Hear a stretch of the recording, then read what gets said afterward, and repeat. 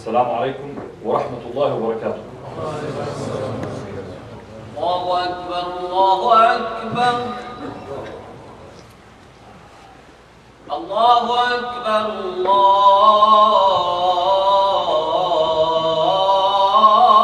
الله أكبر.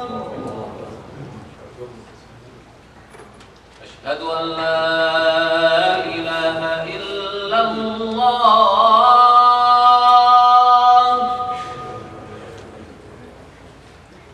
أشهد أن لا إله إلا الله.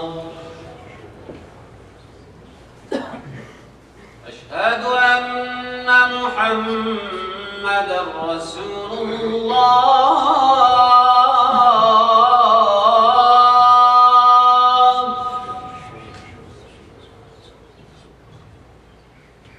أشهد أن محمدًا رسول الله.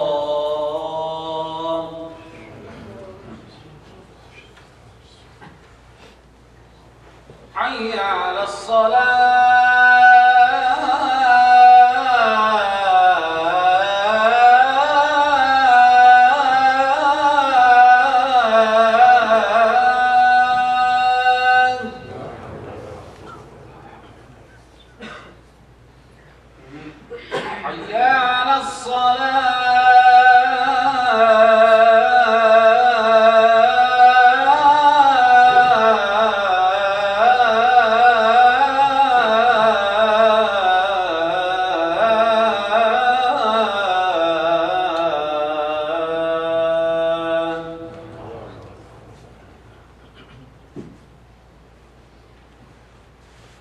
حي على حي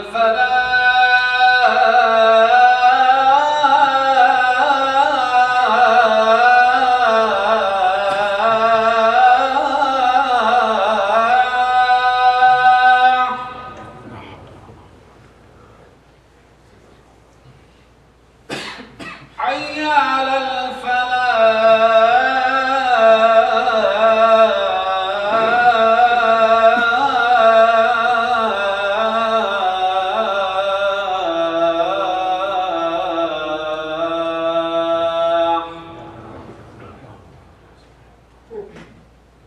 الله أكبر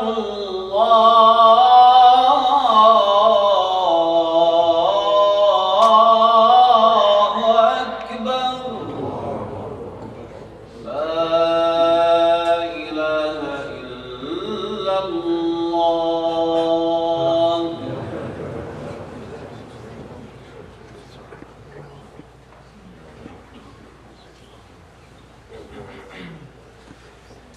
إن الحمد لله نحمده ونستعينه ونستغفره ونستهديه ونعوذ بالله من شرور أنفسنا ومن سيئات أعمالنا. من يهد الله فهو المهتد ومن يضلل فلن تجد له وليا مرشدا. وأشهد أن لا إله إلا الله وحده لا شريك له، وأشهد أن نبينا وحبيبنا محمدا عبد الله ورسوله صلى الله تعالى عليه وسلم وصفيه من خلقه وخليله. نشهد بأنه قد بلغ الرسالة وأدى الأمانة ونصح الأمة وجعلها على المحجة البيضاء ليلها كنهارها لا يزيغ عنها إلا هالك. أما بعد، فإن أصدق الحديث كتاب الله، وخير الهدي هدي محمد صلى الله تعالى عليه وسلم، وشر الأمور محدثاتها، وكل محدثة بدعة، وكل بدعة ضلالة، وكل ضلالة في النار. أما بعد، يقول الله سبحانه وتعالى في كتابه العزيز بعد أعوذ بالله من الشيطان الرجيم: يا أيها الذين آمنوا اتقوا الله وقولوا قولا سديدا يصلح لكم أعمالكم ويغفر لكم ذنوبكم ومن يطع الله ورسوله فقد فاز فوزا عظيما. أما بعد, all praises and thanks are due to Allah subhanahu wa ta'ala. We bear witness that there is no deity, no divinity, no God, no true God worthy of worship except Allah subhanahu wa ta'ala. And we bear witness that indeed Muhammad sallallahu ta'ala alayhi wa sallam is the last and final of messengers and prophets, chosen and sent by Allah subhanahu wa ta'ala to all of mankind, with the message of peace and justice and mercy and compassion, the message of Tawheed and the message of Islam. Indeed, may Allah subhanahu wa ta'ala send His peace and blessings upon our beloved Prophet Muhammad sallallahu alayhi wa sallam, and upon his family and companions. And may Allah subhanahu wa ta'ala count us and accept us among those companions, among those followers, among this part of this ummah, and raise us along with our beloved Prophet sallallahu alayhi wa sallam in the Firdaus al-A'la. My dear brothers and sisters, Assalamu alaikum wa rahmatullahi wa barakatuh. It is very common when I speak at different events, especially when I'm sitting with young professionals or youth, to hear a question from them asking, considering all the busy aspect of life that we're in these days, school, work, trying to build a career, take care of the family, maybe starting a family, we really don't have much time to spend on building a legacy. What could be our legacy? What can we do? They say, alhamdulillah, we pray 5 times a day, we try our best to do good whenever we can, we pay zakat, we pay sadaqah, but we can do more than that. We can do more for Islam and the ummah, because we're so busy. And this applies actually to the younger professionals and the older professionals and the not so old professionals and not so young professionals, all ages. All of us feel sometimes we're so busy, especially with the material life that pulls us, the distractions all over around us, from our phones to our various screens to various entertainment. It's an easy process. So what is the legacy that could be unique to me, as they say? I answer, and I usually remind myself and my dear brothers and sisters that, alhamdulillah, we have a role model, and that is Muhammad sallallahu alaihi wasallam, who has left a legacy that is worth studying, keeping, protecting, preserving. And I wanted to spend maybe the next few minutes that we have for the Jum'ah on remembering his last words, because they summarize in a way his legacy. His very last words. And I know most of us, when we think of his last words, we think of the famous farewell Hajj or Khutbah, Khutbatul Wada', or, you know, we say Hajj al-Wada', basically. We say the last of his Hajj and the last of the last Khutbah that he made. That actually is not the last one. That's the last major one in open space, in a sense.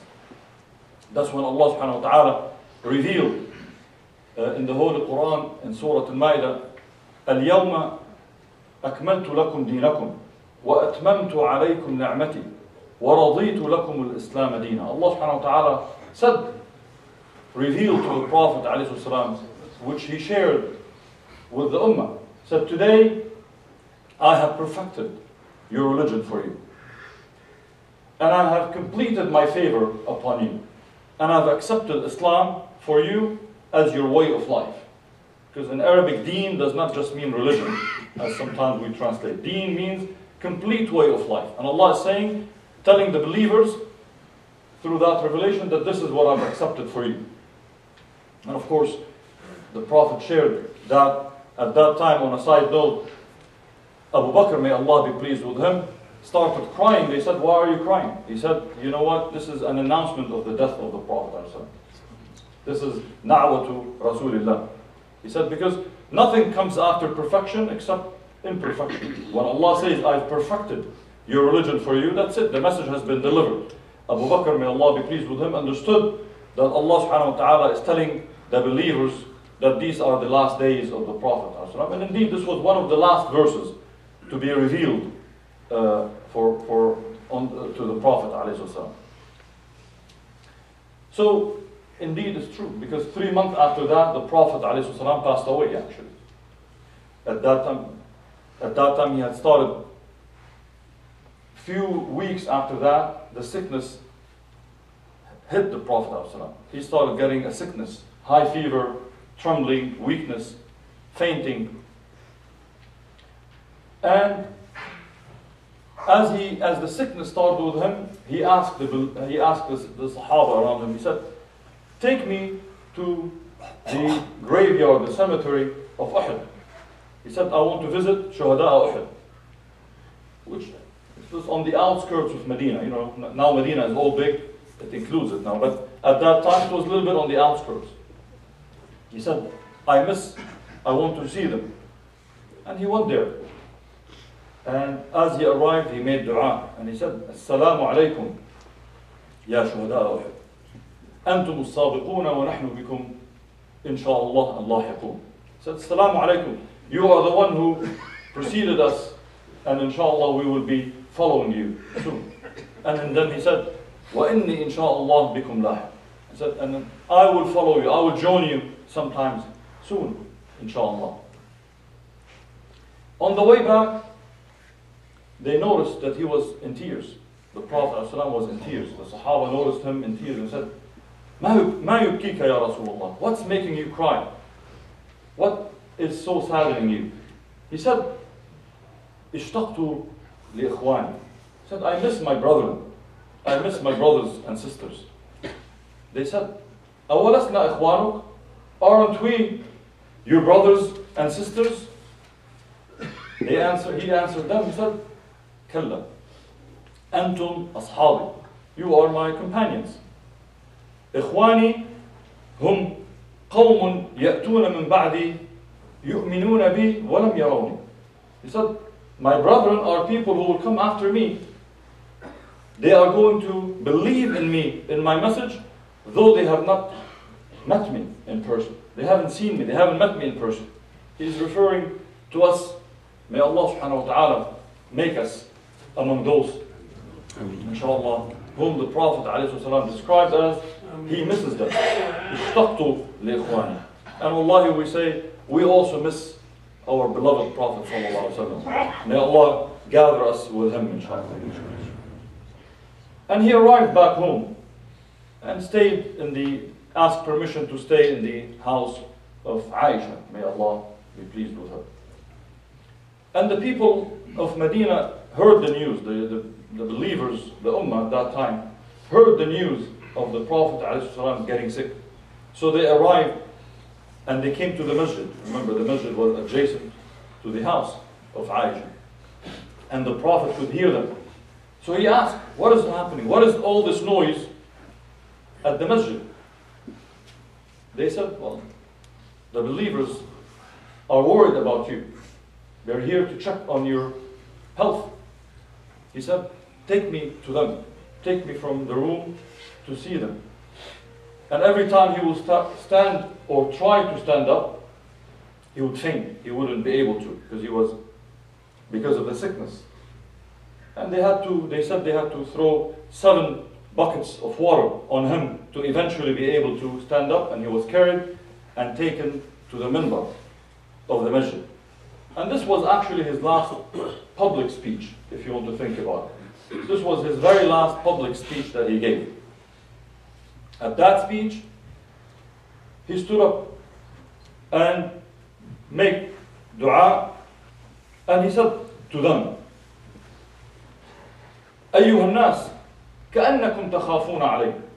O people, it seems like you are concerned about me. He said, Bala ya Rasulullah, of course we're concerned about your health. And then he said, أيها الناس موعدكم معي ليس الدنيا موعدكم معي عند الحوض. Our final destination, our final meeting place is not in this dunya. It was never meant to be in this dunya. Our final meeting place was meant to be عند الحوض, around the basin, the pool that Allah subhanahu wa ta'ala has blessed the Prophet with in Jannah. And then he added, وَاللَّهِ لَكَأَنِّي أَنظُرُ إِلَيْهِ مِنْ مَقَامِ هَذَا. He said, Wallahi, I can almost see it from my place, from the minbar where I'm standing. Let's please come closer, forward closer to make room for those coming in the back. And then he added, أيها الناس والله ما الفقر أخشى عليكم ولكني أخشى عليكم الدنيا أن تنافسوها كما تنافسها الذين من قبلكم فتهلككم كما أهلكتهم. He said, people, I'm not worried about poverty striking you. I'm actually worried the exact opposite. I'm worried that Allah subhanahu wa ta'ala will open up this dunya for you. And you are going to get so deep into it that you are going to compete in it in ways that it will destroy you the way others were destroyed before you. He's worried about us forgetting about our akhirah, about our Islam, about our priorities, that we make the dunya as our first priority. And then he added, Allah, Allah fi salah, Allah, Allah fi salah. I remind you to keep your prayers. I remind you to be mindful of your prayers. Do it on time, do it correctly, do it with getting closer to Allah subhanahu wa ta'ala. And then he added, أيها الناس اتقوا الله في النساء اتقوا الله في النساء أوصيكم بالنساء خيرا. O people, be mindful of Allah subhanahu wa ta'ala the way you treat women, your mothers and your sisters and your daughters. This is the message that he wants to leave for us. And then he said, إن عبدا خيره الله بين الدنيا وما بين عند الله فاختار ما عند الله. He said there is a servant who was given the option between an open dunya, extended life in dunya, and or what Allah has. And he has chosen, that servant has chosen to take what Allah has. And Abu Bakr at that time interrupted the Prophet ﷺ. Imagine in the khutbah, Abu Bakr, who never would have done that, interrupted the Prophet ﷺ in the khutbah and said, you know, we sacrifice our lives, our belongings, our children, our families for you, Ya Rasulullah. And then the rest of the Sahaba were looking, why is Abu Bakr interrupting the Messenger sallallahu alaihi wasallam? And then the Prophet ﷺ told him, دعوا أبا بكر فما منكم من أحد كان له عندنا من فضل إلا كافأناه به إلا أبو بكر لم أستطع مكافأته فتركت مكافأته إلى الله. He said, please leave Abu Bakr alone. Don't mess with Abu Bakr.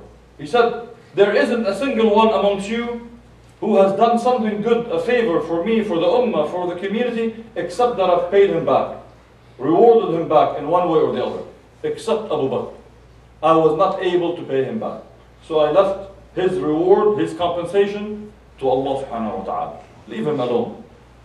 And then at the end, he made dua for the ummah. He said, may Allah protect you, may Allah preserve you, may Allah give you victory. And then concluded by saying, أيها الناس أقرئوا مني السلام كل من تبعني من أمتي إلى يوم القيامة.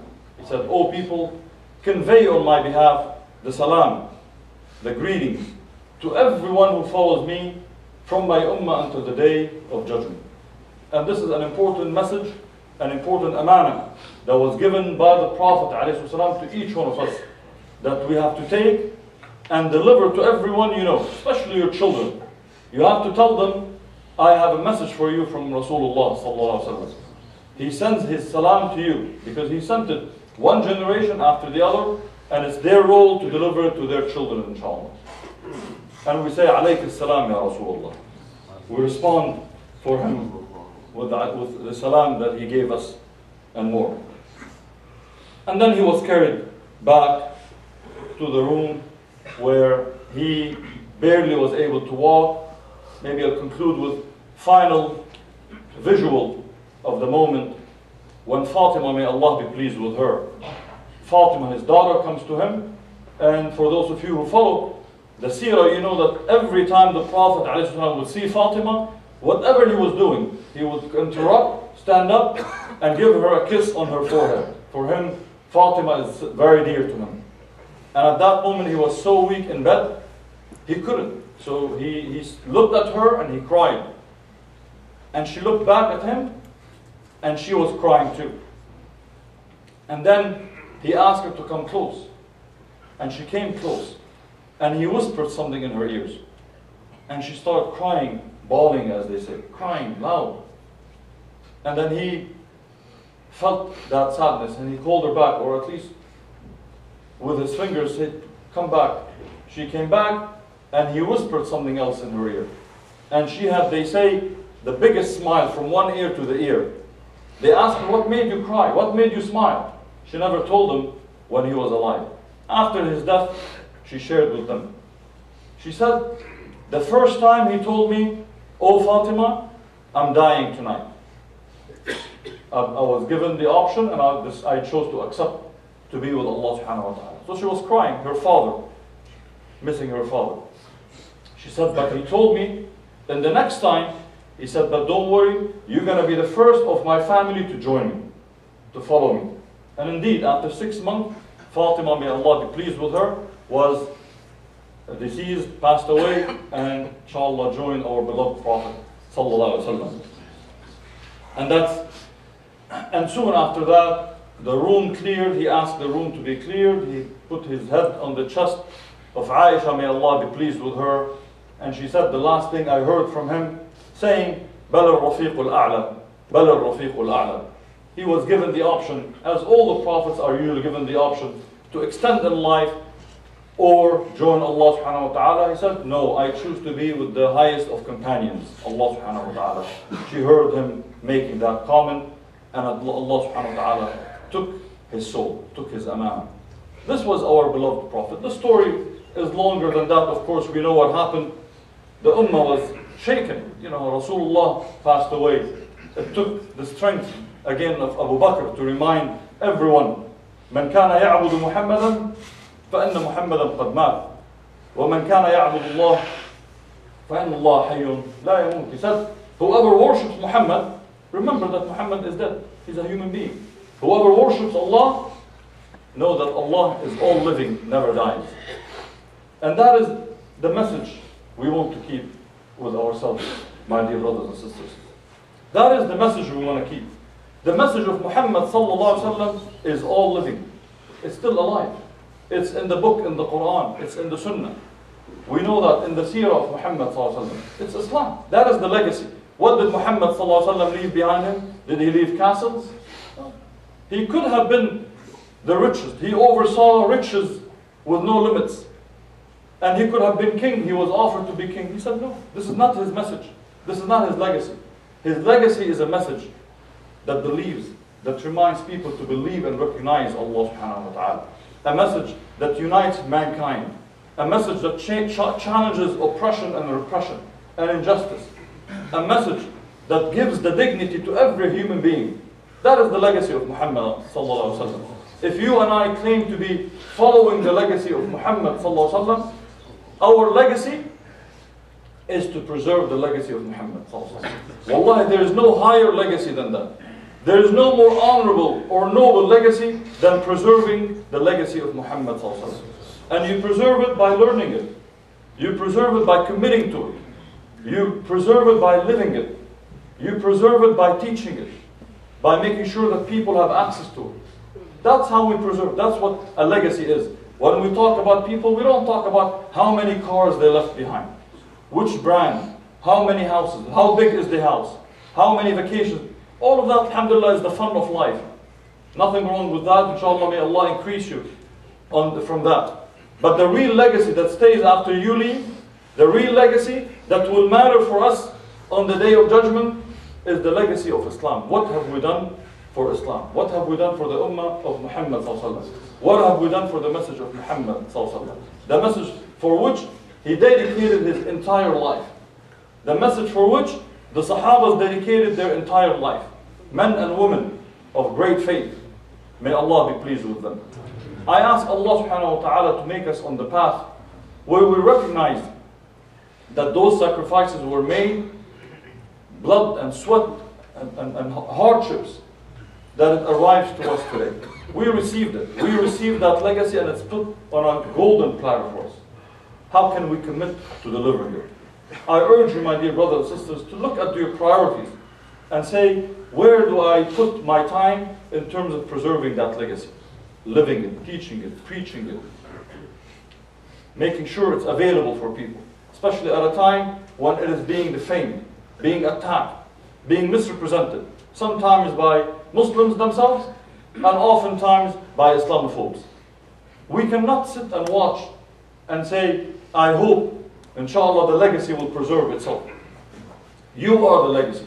It's almost like saying, from a distance, I want to watch a game, a basketball game, and we think by cheering loud or screaming, we're going to impact or influence the game. We're sitting at home watching from the big screen, thinking, and say, shoot, shoot, shoot, shoot. Oh, he missed. Doesn't matter what you do from a distance. The only thing that changes the game, are the players. The only things that make it. The only ones who can score are the players, not the spectators, not the cheerleaders. No matter how loud we are, how committed we are, how emotionally or passionately connected we are, unless we choose to be among the players. And Islam requires you, at a time when we see the attacks on our community, in our country, with the Islamophobes, with the government agencies trying to discriminate against various communities, including Muslims, or when we look globally at the affairs of Muslims under failed leadership. And we don't want to talk about the failed leadership. Talk about the Muslims who are being targeted, who have no one to protect except Allah subhanahu wa ta'ala, and they're waiting for the rest of the ummah. Whether they're in Burma, whether they're in Syria, whether they are in Kashmir, whether they are in the Uyghurs in China, whether in all places that are being targeted now, looking for the affairs of the ummah. What are we doing for that, to make sure that people are protected, their rights are protected, and people get to know what the beautiful message of Islam stands for? What are we doing to make sure that 330 million people, fellow Americans, hear about Islam and what Islam is? Everyone has a role to play. Don't think I'm that person on the side. Wallahi, everyone will be asked about that. I ask Allah to make us among those who join the effort through a masjid, through organizations, through teaching, through learning, through taking care of our children, through supporting our schools. Find these projects, and it doesn't have to be one or the other. You can be part of all of that. Political empowerment, educational empowerment, and that will ensure that we build and develop the community, inshallah, that will protect our ummah. In conclusion, I just want to make a quick reminder. Alhamdulillah, your organization, CARE, over the years have been able to defend the rights of Muslims with your support and Allah's blessings first and last. Just in last year alone, over 1,000 Muslims who came to us with cases dealing with immigration were served, mostly for free, completely for free. People who would have become undocumented, would have lost their status, would have been deported. Alhamdulillah, with your support, we were able to support, and now their families are here. Over 800 cases dealing with civil rights violations, school bullying, harassment, discrimination at the workplace, were able to receive free legal services. The worth of that amount of services is probably over $1 million. Alhamdulillah, with your support, for a small fraction of that, offered to them for free. So that little young Muslims can go to school and not have to worry about changing their name to be accepted. Or a sister or brother don't have to change their name, or take off their hijab, or stop praying when they go and apply for a job. Alhamdulillah, that is the result of your support. Alhamdulillah, ability to educate about Islam, challenge Islamophobia, challenge those who are leading the effort of Islamophobia. That is the result of this work. We need your support to do that. We're launching a membership campaign, a membership program, where we would like for every Muslim to be a member. The reason for that is very simple. In the past, we didn't focus much on membership. Now when we go to meet with public officials, when we meet with media, when we meet with foundations, they ask us, how many members do you represent? I tell them, we represent 500,000 Muslims in California. They say, well, great, everybody claims that. Everybody claims that. Show me how many paid members do you have? Because for them, that's how they know there's a commitment. How many members, how many people come to the masjid doesn't count. How many people donate to the masjid? That's when you know a masjid is engaged, is supported. How many people show their support in a committed way? So the membership campaign is about being someone who can donate any amount a month. I'm hoping after Jum'ah, inshallah, every one of you will take a form and consider being a member. It helps us be able to represent the community stronger, but also financially. Many foundations will support, and they do support this work based on how much membership we have. So think about that. Your membership, small amount every month that you pay, but will help inshallah multiply that in much resources that are needed to help educate about Islam and challenge Islamophobia. I ask Allah subhanahu wa ta'ala to make that part of our legacy. The legacy of saying, alhamdulillah, I stood for my ummah, I stood for my rights, I stood for my deen, and I stood for the message of Muhammad sallallahu alayhi wa sallam. أقول قولي هذا وأستغفر الله لي ولكم فاستغفروه ففوز المستغفرين.